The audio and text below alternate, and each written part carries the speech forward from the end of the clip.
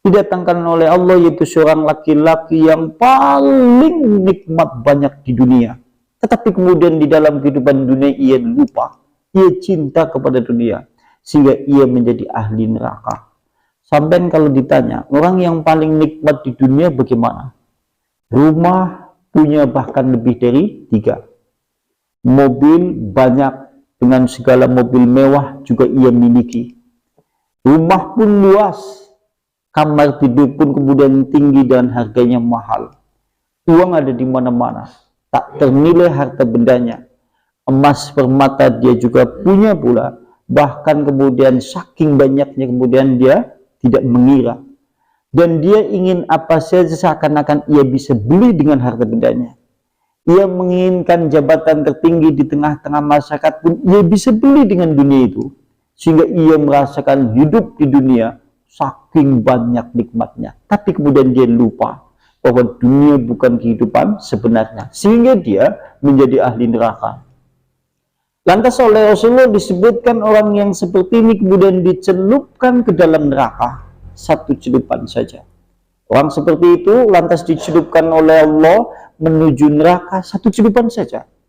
Kita katakan saja 5 detik atau 10 detik. Ia celupkan di dalam neraka, kemudian didudukan, ditanya, ya ngabdallahi, wahai hamba Allah, hal ra'aita khairun qats. Apakah kemudian kau melihat di dalam neraka kebaikan? Apakah kemudian kau melihat di dalam neraka itu nikmat? Jawab hamba itu, la wallahi ya Rabbi. Tidak wahai Allah, demi Allah. Artinya apa? Satu tetes azab di dalam neraka menghilangkan semua cerita indah yang dulu ia pernah rasakan di dalam kehidupan dunia.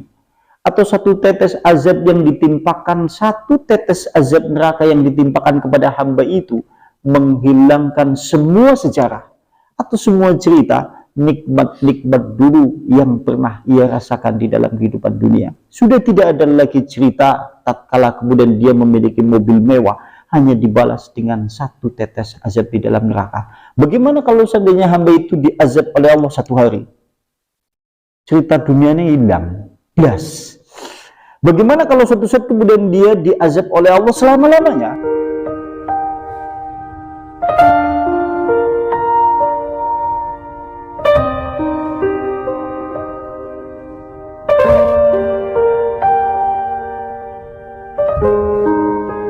Sehingga kalau seandainya kita cermati bahasa yang disampaikan Ali bin Abi Thalib, itu ada ucapan dari Yahya bin Mu'ad, seorang tokoh tabi'in di masa dulu. Beliau menyebutkan, ad-dunya humru syaitani. Dunia ini minuman kerasnya setan. Kata beliau, dunia ini homernya setan. Kalimatnya seperti itu yang disampaikan Yahya bin Mu'ad. Waman sakkarum minha, barang siapa yang mabok, yaitu dari dunia, atau barang siapa yang mabuk di dunia, atau mabuk karena minuman dunia, atau mabuk karena dunia, maka lam yufik illa mashkaril mauta, dia tidak akan tersadarkan, kecuali dia akan sadar bersama rombongan orang-orang yang mati di dalam kelompok orang-orang yang menyesal dan merugi. Kata beliau seperti itu. Kata beliau, dunia ini adalah homernya setan. Barang siapa yang mabuk dunia, susah tersadarkan. Kecuali ia sadar, nanti begitu ia sadar, ia terbangun, ternyata kemudian ia sudah bersama rombongan orang-orang yang mati. Bersama orang-orang yang menyesal dan orang-orang yang merugi.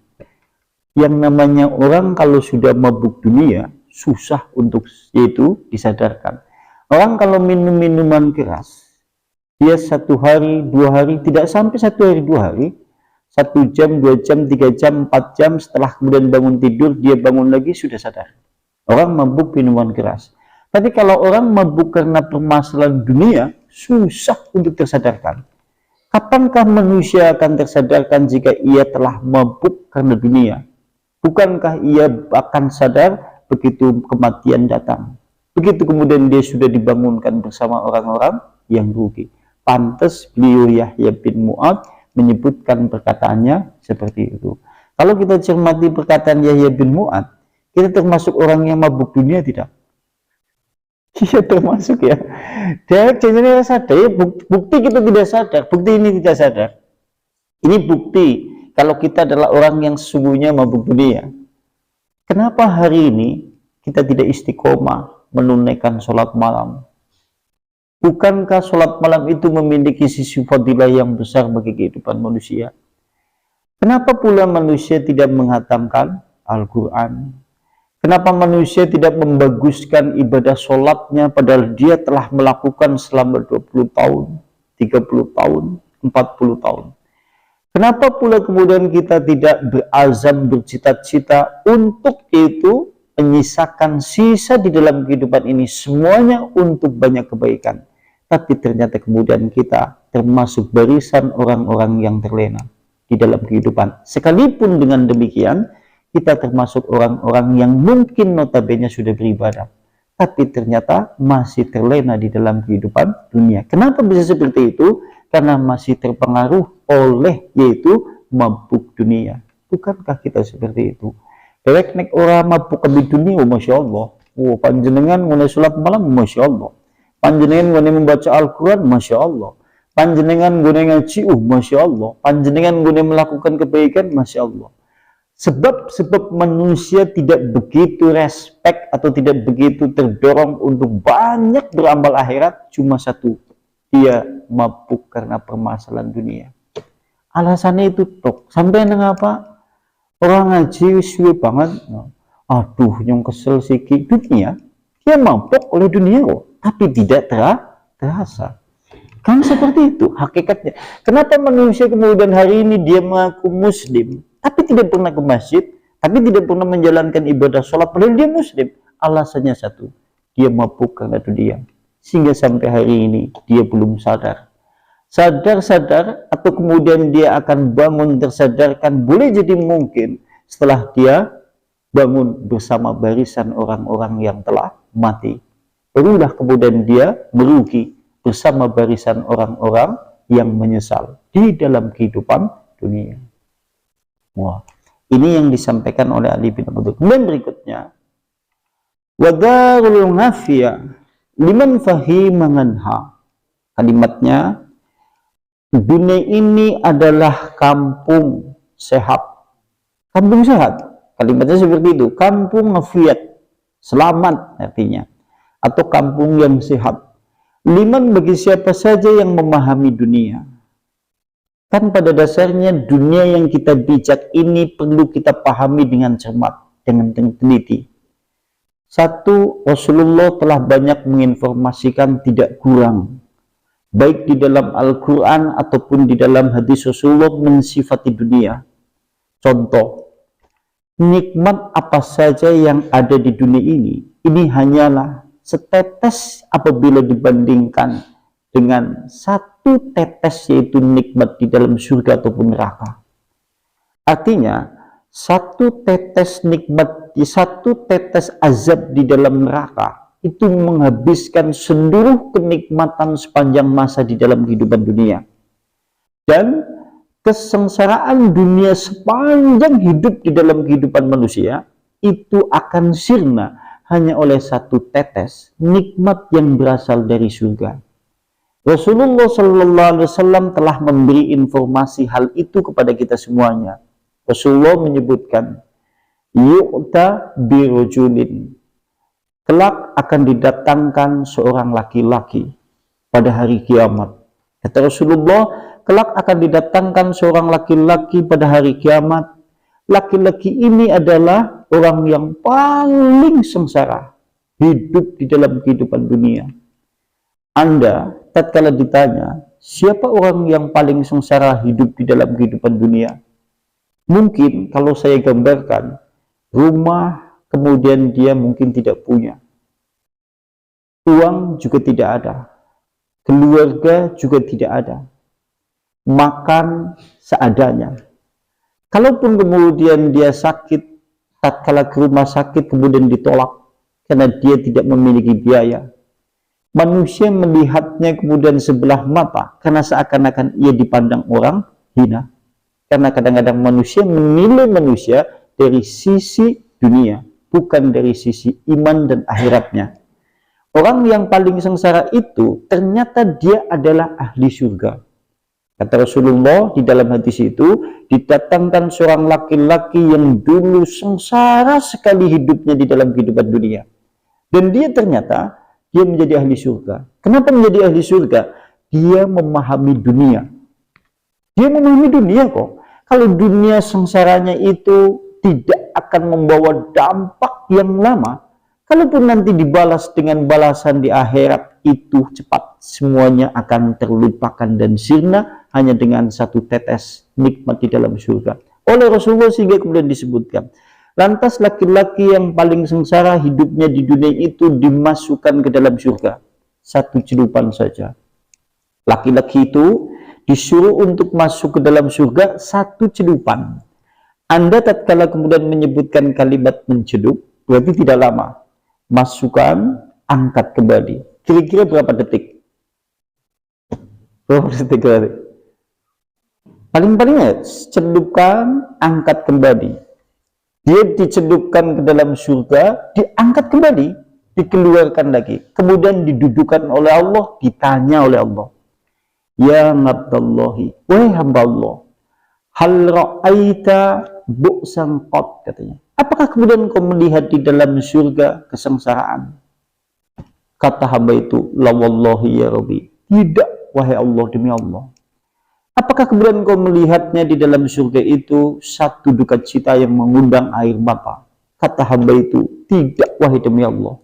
Maksud dari hadis ini adalah satu celupan nikmat di dalam surga menghilangkan semua cerita kesengsaraan hidup sepanjang masa di dunia.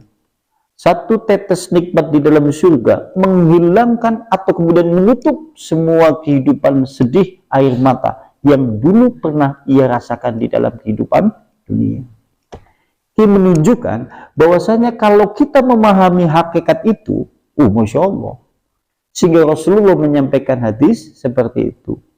Nah sekarang kebalikannya kata Rasulullah, wa yu'ta, kemudian didatangkan oleh Allah, sekarang yang kebalikannya.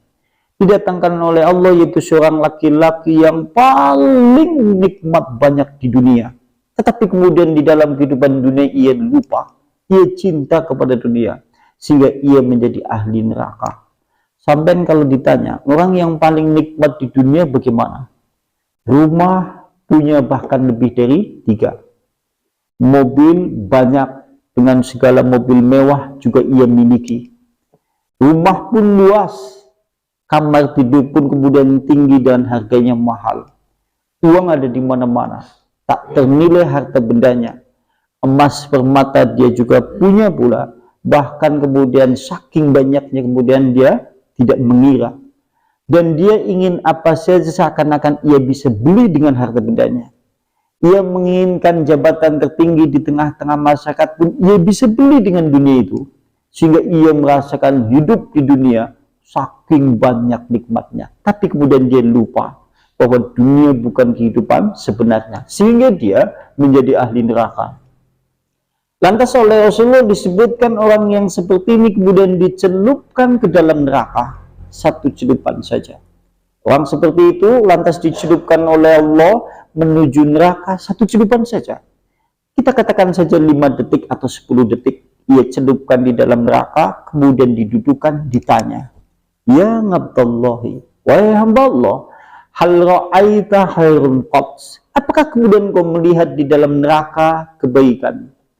Apakah kemudian kau melihat di dalam neraka itu nikmat? Jawab hamba itu, la wallahi ya Rabbi, tidak wahai Allah demi Allah. Artinya apa? Satu tetes azab di dalam neraka menghilangkan semua cerita indah yang dulu ia pernah rasakan di dalam kehidupan dunia. Atau satu tetes azab yang ditimpakan, satu tetes azab neraka yang ditimpakan kepada hamba itu menghilangkan semua sejarah atau semua cerita nikmat-nikmat dulu yang pernah ia rasakan di dalam kehidupan dunia. Sudah tidak ada lagi cerita tatkala kemudian dia memiliki mobil mewah, hanya dibalas dengan satu tetes azab di dalam neraka. Bagaimana kalau seandainya hamba itu diazab oleh Allah satu hari? Cerita dunianya hilang, bias. Bagaimana kalau suatu saat kemudian dia diazab oleh Allah selama-lamanya? Na'udzubillah min dzalik. Gambaran dunia dan akhirat itu seperti itu diumpamakan oleh Rasulullah. Sehingga Ali bin Abi Thalib dia berkata, yang namanya dunia itu negeri sehat, negeri yang sehat bagi siapa saja yang memahami hakikat itu. Maksudnya adalah manusia yang sehat hatinya, sehat akalnya, tidak gila dia, tidak hilang akalnya, maka bisa memahami yang namanya dunia itu hanyalah tempat persinggahan sementara, dan kehidupan akhirat adalah kehidupan yang selama-lamanya. Sehingga ia beriman kepada Allah, ia beramal soleh kepada Allah, ia bertobat kepada Allah, ia banyak meneteskan air mata tatkala hidup di dalam kehidupan dunia, karena ia menyadari kerinduan yang sebenarnya adalah kerinduan air mata yang ia tumpahkan untuk kehidupan setelah kematian, karena itu adalah kehidupan yang abadi selama-lamanya. Kenek wong sing sehat.